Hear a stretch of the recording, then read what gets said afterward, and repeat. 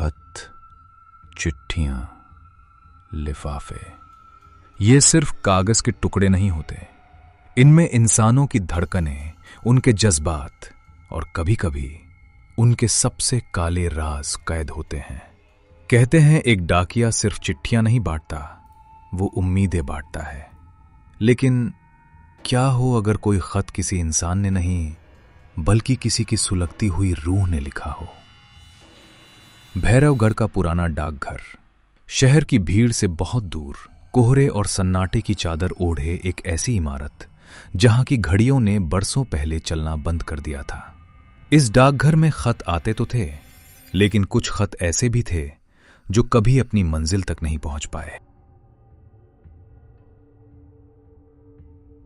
बाबा, ओ बाबा, जरा सुनिए, ये भैरवगढ़ का मुख्य डाकघर किस तरफ पड़ेगा? ये सड़क तो आगे जाकर जंगल में खत्म हो रही है। डाकघर? बाबू, रास्ता तो सही पकड़े हो, बस वक्त गलत चुन लिया। सूरज ढलने वाला है। यहां के लोग सूरज ढलने के बाद अपनों के दरवाजे नहीं खटखटाते। तुम तो फिर भी अजनबी हो। मतलब बाबा, मुझे बस रास्ता बता दीजिए, मुझे आज ही ज्वाइनिंग करनी है। उस पीपल के पेड़ से दायां मुड़ जाना। लेकिन बाबू, अगर रास्ते में पीछे से कोई आवाज दे, कोई तुम्हारा नाम लेकर पुकारे, तो मुड़कर मत देखना। इस गांव की हवाओं को नए लोगों के नाम बहुत जल्दी याद हो जाते हैं। देव शहर का पढ़ा लिखा लड़का था। उसने बाबा की बात को गांव का अंधविश्वास समझा, लेकिन उसे नहीं पता था कि यह चेतावनी उसकी जिंदगी की आखिरी चेतावनी हो सकती थी।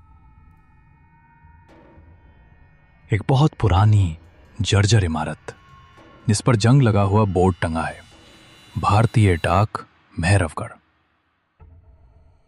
अंदर का माहौल बहुत सीलन भरा और पीला है। एक लालटेन टंगी है, दीवारों पर धूल खाए हुए बक्से हैं। एक बूढ़ा आदमी, रघुनाथ काका, अपनी डेस्क पर झुका हुआ है और मुहर लगा रहा है। मैं देव हूं, शहर से। मेरा यहां भैरवगढ़ पोस्ट ऑफिस में ट्रांसफर हुआ है। आप ही रघुनाथ काका है ना? काका, आपको सुनाई दे रहा है? मैंने आज ही हेड ऑफिस में। आवाज नीची रखो लड़के। इस गांव की दीवारें सिर्फ सुनती नहीं हैं, वो जवाब भी देती हैं। शहर की पक्की सड़कों पर साइकिल चलाने की आदत है तुम्हें। यहां की पगडंडियां लोगों को उनकी मंजिल तक नहीं, सीधे शमशान तक ले जाती हैं। मैंने तो ऊपर खत लिखा था कि हमें किसी नए डाकिये की जरूरत नहीं है। तुम क्यों आ गए यहां मरने के लिए? मरने के लिए? काका, आप भी कैसी बातें कर रहे हैं? सरकारी नौकरी है, जहां पोस्टिंग मिलेगी वहां तो आना ही पड़ेगा। वैसे मुझसे पहले जो डाकिया यहां था, रमेश नाम था शायद उसका, वो कहाँ है? उसका अचानक ट्रांसफर कैसे हो गया? रमेश का नाम सुनते ही रघुनाथ काका के हाथ कांप जाते हैं। उनके हाथ से मुहर छूटकर मेज पर गिरती है। वो अपनी कुर्सी से उठते हैं और देव के बिल्कुल पास आ जाते हैं।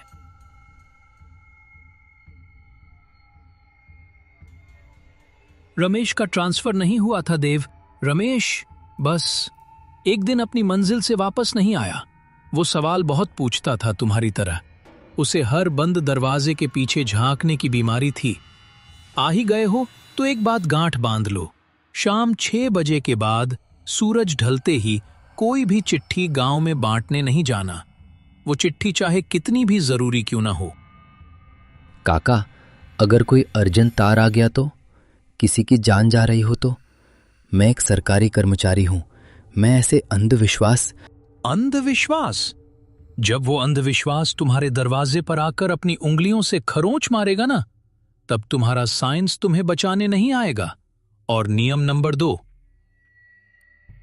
रात के 8 बजे के बाद इस डाकघर का पिछला दरवाजा जो उस जंगल की तरफ खुलता है, उसे किसी भी कीमत पर मत खोलना।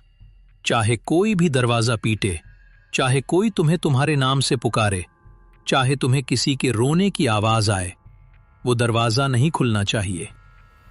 ठीक है काका, आपकी बात सर आंखों पर। मैं 6 बजे के बाद कहीं नहीं जाऊंगा और ना ही कोई दरवाजा खोलूंगा। अब मुझे ये बता दीजिए कि मेरे सोने का इंतजाम कहाँ है? तुम्हारे रहने का इंतजाम इसी डाकघर के पीछे वाले छोटे कमरे में है। रमेश भी वहीं रहता था। कुंडी अंदर से लगा लेना और याद रखना, आज अमावस है। काका धीरे धीरे बाहर जाते हैं। सूरज ने जैसे ही भैरवगढ़ से विदा ली, शहर की चकाचौंध से दूर देव ने पहली बार महसूस किया कि यहां की रातें शांत नहीं, सुन्न कर देने वाली होती हैं। देव अपनी लालटेन लेकर उस छोटे से पिछले कमरे में दाखिल होता है। देव लालटेन की रोशनी दरवाजे पर डालता है। वो देखता है कि दरवाजे पर अंदर की तरफ से इंसानी नाखूनों की गहरी खरोंचें हैं। इस दरवाजे में ऐसा क्या है जो काका इतना डर रहे थे? ये क्या पागलपन है? रमेश ने ये सब क्या लिखा है यहाँ? उफ, मुझे कुछ काम करना चाहिए, वरना मैं भी इन गांव वालों की तरह पागल हो जाऊंगा। रात के 9:30 बज रहे हैं। देव वापस मैन ऑफिस की डेस्क पर आ गया है। बाहर जोरदार बारिश हो रही है। वो एक एक करके कल की चिट्ठियां छांट रहा है। भैरवगढ़, शांति देवी, भैरवगढ़, सब तो नॉर्मल चिट्ठियां हैं। काका भी खामखा। अरे ये लिफाफा, ये बाकी सबसे अलग क्यों है? ये गरम क्यों है? इस पर तो कोई डाक टिकट भी नहीं है। नाम अज्ञात, पता चील घाटी वाला घर, भैरवगढ़। अचानक डाकघर के ठीक उसी पिछले दरवाजे पर एक बहुत ही धीमी, ठंडी और खोखली दस्तक होती है। खट खट खट। कौन है वहां इतनी रात को? देखिए, जो भी है, डाकघर बंद हो चुका है। काका ने बाहर से ताला लगा दिया है। कल सुबह आइएगा। कल कभी नहीं आता देव। 20 साल से मैं इंतजार कर रही हूं। मेरी आग अभी भी बुझी नहीं है। देव, दरवाजा खोलो, मुझे मेरा खत दे दो। रमेश ने भी दरवाजा नहीं खोला था। देव के पैरों तले जमीन खिसक चुकी थी। दरवाजे के उस पार जो भी था, उसे देव का नाम पता था। काका ने सच कहा था, यहां पगडंडियां शमशान तक ले जाती हैं। और आज रात वो शमशान खुद उस बंद दरवाजे के बाहर खड़ा था, अपना वो आखिरी खत मांगने, जो शायद कभी लिखा ही नहीं गया था। रात कितनी भी खौफनाक क्यों ना हो, सुबह की पहली किरण हमेशा एक झूठी तसल्ली लेकर आती है। इंसान सोचता है कि जो अंधेरे में हुआ वो महज एक बुरा सपना था, जो आंख खुलते ही खत्म हो जाएगा। लेकिन देव के लिए वो रात कोई सपना नहीं थी, वो एक दस्तक थी मौत के दरवाजे से। सूरज निकल चुका था, भैरवगढ़ का कोहरा छटने लगा था, लेकिन इस पुराने डाकघर के अंदर सन्नाटा अभी भी कल रात जैसा ही भारी और दमघोटू था। सपना, वो एक बुरा सपना था। वो आवाज, वो धुआं, वो सब मेरे दिमाग का वहम था। थकान की वजह से, हाँ, बस थकान थी। देव हिम्मत करके उस पिछले लकड़ी के दरवाजे की तरफ देखता है। कुंडी अंदर से बंद है, दरवाजा अपनी जगह पर सलामत है। देव एक गहरी राहत की सांस लेता है और उठने की कोशिश करता है, लेकिन तभी उसकी नजर जमीन पर पड़ती है। दरवाजे के नीचे की झिर्री से लेकर देव की चारपाई तक किसी के जले हुए पैरों के काले निशान बने हुए हैं, और चारपाई के ठीक सिराने मेज पर वो ही खून जैसा लाल लिफाफा रखा है, जबकि देव ने उसे बाहर वाले कमरे में छोड़ दिया था। नहीं, ये मुमकिन नहीं है। कुंडी तो अंदर से बंद थी, तो ये निशान, ये अंदर कैसे? और ये खत, मैंने तो इसे बाहर छोड़ दिया था। उठ गए बेटा? आज तो धूप निकल आई है, बाहर आ जाओ। तूने क्या किया? मैंने तुझसे क्या कहा था? तूने दरवाजा खोला ना? बोल, तूने उसे अंदर आने दिया?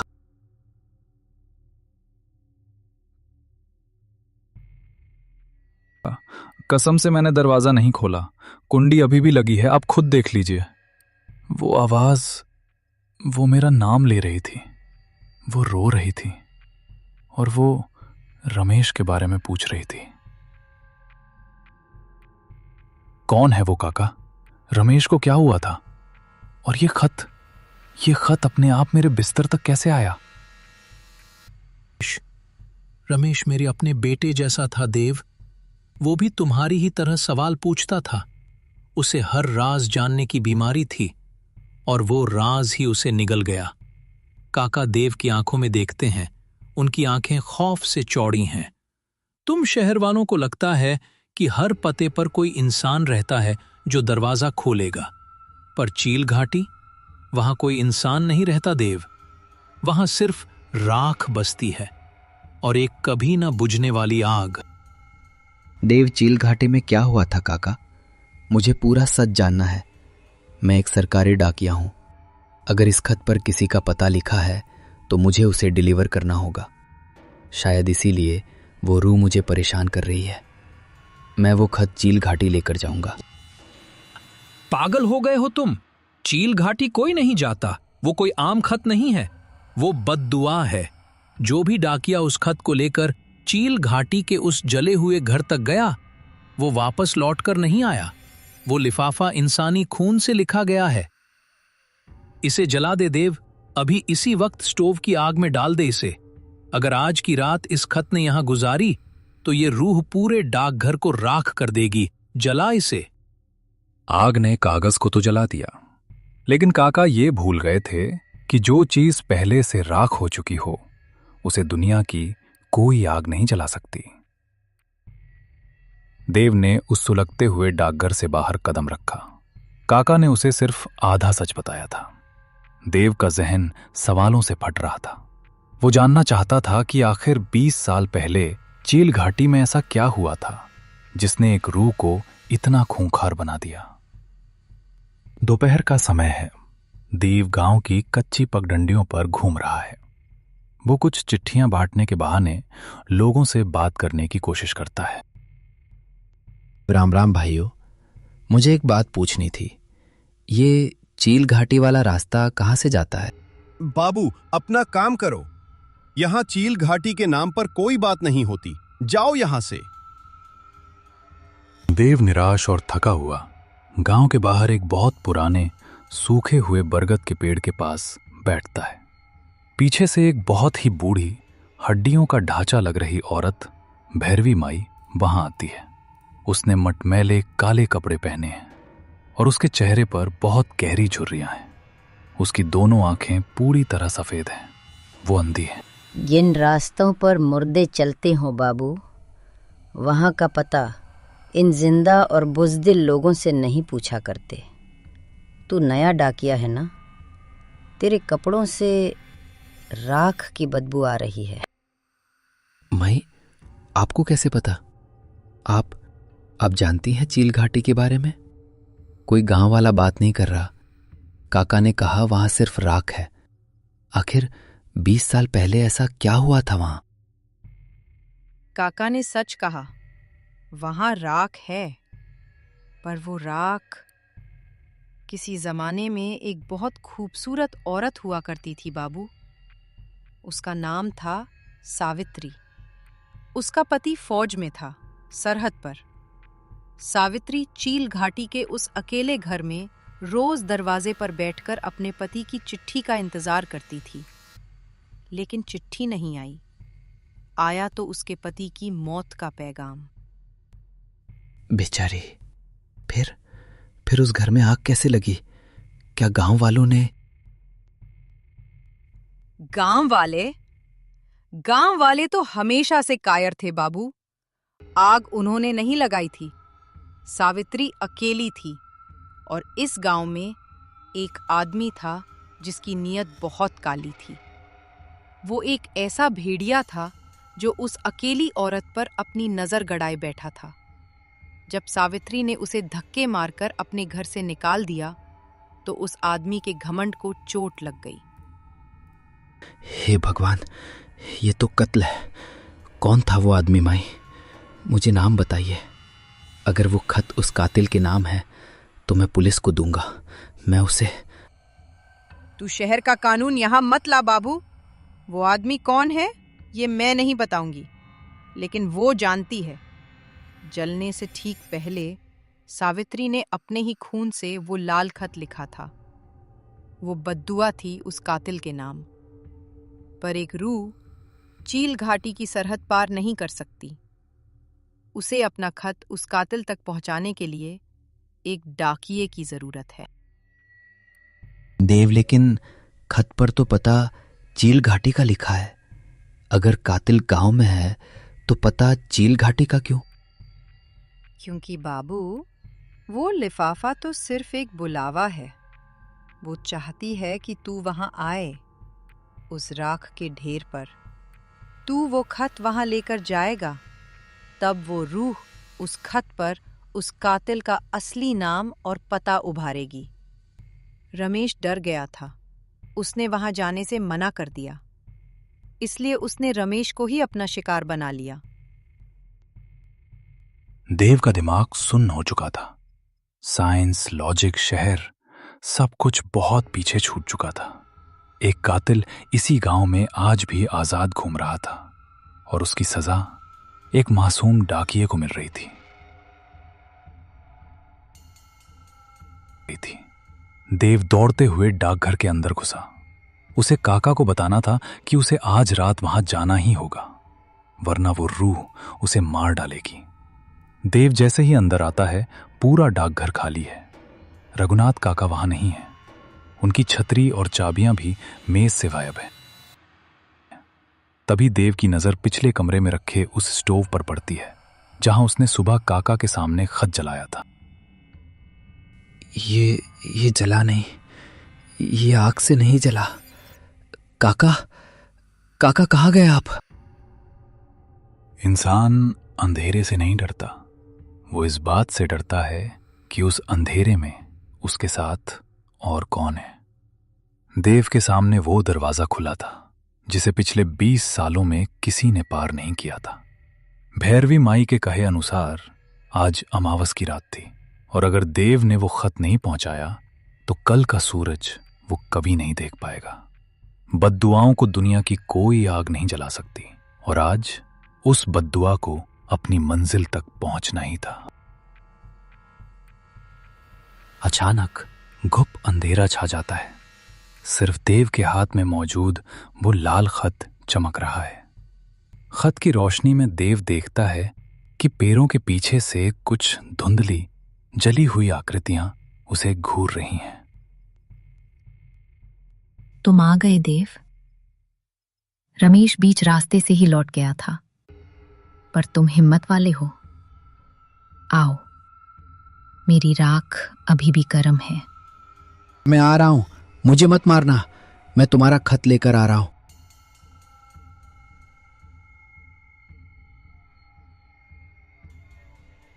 देव भागते भागते एक खुली जगह पर पहुंचता है। सामने एक बहुत ही भयानक नजारा है। एक घर का खंडहर जो 20 साल पहले जल चुका था, लेकिन आज भी उसकी काली लकड़ियों से लाल चिंगारियां निकल रही हैं, जैसे आग कभी बुझी ही ना हो। मैं आ गया। ये लो तुम्हारा खत। मैंने डिलीवरी पूरी कर दी। अब मुझे जाने दो। मुझे उस कातिल का नाम नहीं जानना। देव जमीन पर उस लाल लिफाफे को रख देता है और पीछे हटने लगता है। तभी उस जले हुए घर के अंदर से एक बहुत ही ठंडी और तेज हवा का झोंका आता है। जमीन पर रखा वो लिफाफा हवा में उड़ता है और अपने आप खुल जाता है। अंदर से एक कोरा कागज निकलता है। कागज हवा में तैरता है। घर के अंदर से धुआं बाहर आता है और वो धुआं धीरे धीरे एक औरत का रूप लेने लगता है। वो सावित्री की रूह है। उसकी आंखों की जगह सिर्फ जलते हुए अंगारे हैं। सावित्री, जाने दूं? 20 साल, 20 अमावस मैंने इसी दरवाजे पर जलते हुए गुजारे हैं देव। तुमने अपना काम कर दिया डाकिया। अब मेरा वो खत पढ़ो। बताओ मुझे, उस कागज पर मेरे कातिल का क्या नाम उभरा है? कौन था वो जिसने मुझे जिंदा जला दिया? हवा में तैरता हुआ कागज देव के हाथों में आकर गिरता है। देव कांपते हाथों से उस कागज को पकड़ता है। कागज पर कोई स्याही नहीं है, बल्कि ताजा लाल खून की बूंदों से धीरे धीरे एक नाम उभरने लगता है। नहीं, ये कैसे हो सकता है? इस पर लिखा है रघुनाथ। रघुनाथ काका? पोस्टमास्टर रघुनाथ काका? वो कातिल है? हाँ देव, वो नाम मेरा है। रघुनाथ काका जंगल के अंधेरे से बाहर आते हैं। उनके चेहरे पर अब कोई खौफ या डर नहीं है, बल्कि एक बहुत ही खौफनाक पागलपन भरी शांति है। उनके एक हाथ में उनकी छतरी है और दूसरे हाथ में मिट्टी के तेल का कनस्तर। काका, आपने इस बेगुनाह औरत को जिंदा जला दिया और आप मुझे डरा रहे थे। आपने मुझे इस मौत के मुंह में धकेल दिया। मैं तुम्हारे पास वो खत लेकर आया था सावित्री। मैंने सोचा था तुम्हारा पति मर गया है, अब तुम अकेली हो। मैंने तुम्हें सहारा देना चाहा, तुम्हें अपनी रानी बनाकर रखना चाहा, लेकिन तुमने क्या किया? तुमने मुझे धक्के मारकर इस घर से निकाल दिया। एक मामूली डाकिये की बेइज्जती की तुमने। मेरा घमंड जल रहा था देव, तो मैंने सोचा क्यों ना इसे भी जला दूं। मैंने बाहर से कुंडी लगाई और पूरे घर पर तेल छिड़क दिया। जब ये चीख रही थी तब मुझे सुकून मिल रहा था, लेकिन ये चुड़ैल मरने के बाद भी मेरे पीछे पड़ गई। ये खत रोज मेरी मेज पर आ जाता था। मैं इसे जलाता, ये वापस आ जाता। मैं इसे फाड़ता, ये वापस आ जाता।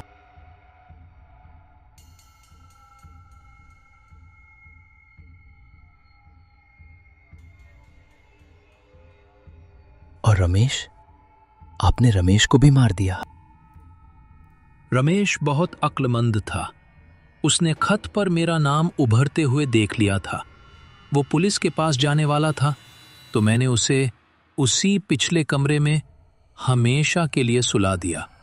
और आज रात मैं तुम्हें भी यहीं इस राख में मिला दूंगा देव, ताकि ना कोई डाकिया बचे और ना ये खत कभी डिलीवर हो पाए। 20 साल से जिस सच्चाई को काका ने उस डाकघर की दीवारों में दफन कर रखा था, आज वो उनके सामने खड़ी थी। काका का गुरूर आसमान पर था। वो भूल गए थे कि कुछ हिसाब इंसानी अदालत में नहीं, बल्कि कुदरत की अदालत में होते हैं। मुझे छोड़ दे डायन। अर्ग! तुमने मेरा खत पढ़ लिया था ना रघुनाथ? अब देखो मेरी आग कैसी होती है। माचिस की कोई तीली नहीं जली थी, लेकिन काका के जिस्म से अचानक धधकती हुई आग की लपटें उठने लगीं। ये वो आग थी जो सावित्री ने 20 सालों तक अपने सीने में दबाए रखी थी। बचाओ देव, मुझे बचा लो, मैं जल रहा हूं। खत्म, सब खत्म हो गया। ये खत, इसने अपना पता ढूंढ लिया। कहते हैं बद्दुआ तभी तक पीछा करती है जब तक उसे उसका इंसाफ नहीं मिल जाता। सावित्री की राख को 20 साल बाद आज ठंडक मिल रही थी। कातिल अपनी सजा पा चुका था। अगले ही दिन देव ने डाक विभाग से हमेशा के लिए इस्तीफा दे दिया। भैरवगढ़ का वो पुराना डाकघर आज भी वहीं वीरान खड़ा है, लेकिन अब रात के 8 बजे के बाद उस पिछले दरवाजे पर कोई दस्तक नहीं होती। पर अगर कभी आपके घर कोई ऐसा खत आए जिसके किनारे जले हुए हों, तो उसे खोलने से पहले एक बार सोच जरूर लेना, क्योंकि हर खत किसी जिंदा इंसान ने नहीं लिखा होता।